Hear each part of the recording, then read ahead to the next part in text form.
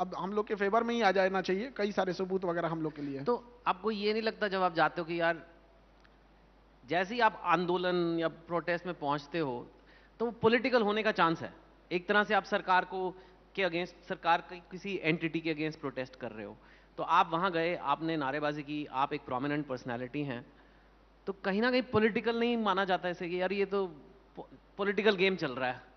नहीं नहीं, political game India में क्या है ना, पॉलिटिक्स को सबसे सुप्रीम समझा जाता है। बट हमारी लड़ाई पॉलिटिक्स से नहीं, अगर पॉलिटिक्स से होती तो खुल के बोलते, किसी पॉलिटिकल पार्टी का नाम ले सकते थे कि आपने गलती किया है, किसी पॉलिटिकल लीडर का नाम लेते आपने गलती किया। जहां गलती हो रही है हम उस इंडिपेंडेंट अथॉरिटी को कहते हैं, उस इंडिपेंडेंट, जैसे हमारे यहाँ बीपीएससी है, और अभी कुछ दिन पहले जो नीट एनटीए वाला मैटर हुआ था उस पर भी वो भी था, तो हम लोग उसे कह रहे हैं कि भैया ये मैटर में ये गड़बड़ी हुई है, क्योंकि आप गवर्नमेंट में हैं, आपके पास मशीनरी है, आप हमारे साथ न्याय करो। हम उन पे उंगली नहीं उठा रहे हैं, हम उन्हें दिखा रहे हैं कि गड़बड़ ये वाला इंसान है। हाँ। अब वो लोग हम लोग को क्या कहते हैं कि जैसे बीपीएससी है, उसका काम क्या है, परीक्षा कराने वाला, तो हम उसे यही कह सकते हैं वेंडर है परीक्षा कराने वाला, उसको खराब लगेगा कि नहीं? वो हम लोग को शिक्षक नहीं बोलता है, हाँ। कोचिंग संचालक बोलता है। हाँ। तो हम भी बोलेंगे वेंडर है, ये पेपर ऊपर कंडक्ट कराता है, तो उन्हें भी खराब लगेगा।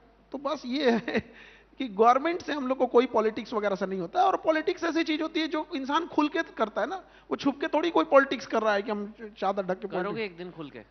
अभी हम लोग नहीं, वैसे पूछ रहा हूँ, कभी आगे लाइफ में प्रशांत किशोर भी कर रहे हैं, अभी नई पार्टी बना ली उन्होंने, हाँ। मतलब लोग अलग, नई नई बिहार के पॉलिटिक्स में बहुत चेंजेस आ रहे हैं, आप फेमस हैं, बच्चे आपके साथ हैं, बहुत अच्छी आपकी रेपुटेशन है, मतलब मैं पूछ रहा हूँ ऐसा कोई। देखिए, ये एक सवाल है जो हर तरह से किसी ना किसी से पूछ ही लेते हैं लोग, बट हमें समझने की जरूरत है कि एक अकेला इंसान, आप हम चाह के 140 करोड़ लोगों को नहीं चेंज कर सकते। हम ये क्यों नहीं बात कर सकते हैं कि जो 140 करोड़ की आवाम है, जनता है, ये अपने हक की बात कब उठाएगी?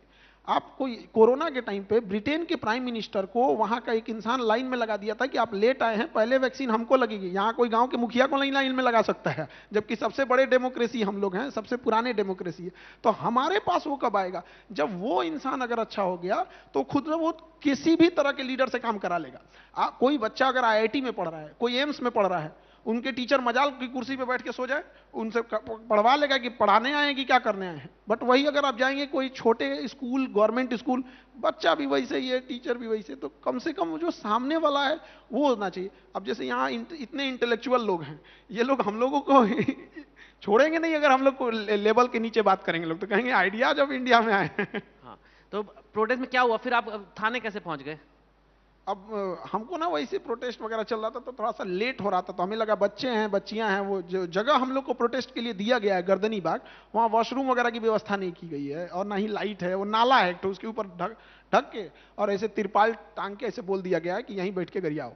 मतलब जो भी जिसको भी बोलना है बोलो, यहाँ जिसने गलती किया है उसको बोलो। बट लेट हो रहा था तो हम बाहर निकले कि हम सोचे कि थोड़ा सा जाएंगे और जल्दी खत्म हो जाए। तो वो ठंडी का दिन था, तो वहाँ कोई कोट पहन के दो चार लोग खड़े थे, तो हम उनसे पूछ रहे थे कि रास्ता किधर से जाएगा, तो हमसे पूछे कि जाना कहाँ है, तो हम कहे बीपीएससी ऑफिस के पास जाना है। तो वो अपने कोट का ऐसे चेन खोले, उसमें से वॉकी टॉकी निकाले कि पूरी पुलिस फोर्स कहाँ है। हमको लगा कि किससे पूछ लिए भाई, वो पुलिस वाले ऐसे सारी गाड़ियों के सायरन बजने लगे। हाँ, वहां से फिर उसके बाद वो हम लोग की बात उस समय मान भी ली गई थी बीपीएससी के द्वारा। फिर वो पलट गई, उसने कहा था कि हम सारे बच्चों से एक ही जैसा पेपर लेंगे, एक ही एग्जाम कंडक्ट करेंगे। बट ना 4 जनवरी को उसने एक री एग्जाम कराया और 22 सेंटर पे अलग एग्जाम ले लिया। तो बात यही है कि तुम झूठ मत बोल, कितना झूठ बोलेगा? जब तुमने कह दिया है कि हम सारे बच्चों से एक जैसा क्वेश्चन लेंगे, तो फिर 22 सेंटरों पे अलग पेपर क्यों ले रहे हो? उसका नतीजा देखिए। अब यहाँ पे सबको आइडिया नहीं होगा कि वहां एक्चुअल में हुआ क्या, कि बीपीएससी बिहार का सबसे बड़ा एग्जाम होता है, और वहां 13 दिसंबर को एक एग्जाम होता है जिसमें रिजल्ट आता है 6%, और उसमें एक जगह पे धांधली हो जाती है जिसको कैंसिल करके 22 अलग अलग सेंटरों पे कुछ बच्चों का एग्जाम कंडक्ट कराया जाता है, और वहां रिजल्ट आता है 19%। आप अंतर देखिए, यहाँ 6%, वहां 19%। तो बात यही है कि आप जिस चीज को कह रहे थे कि हम नॉर्मलाइजेशन नहीं करेंगे, स्केलिंग नहीं करेंगे, फेयर एग्जाम कंडक्ट कराएंगे, आपने वहीं जाके वहां गलती कर दिया। तो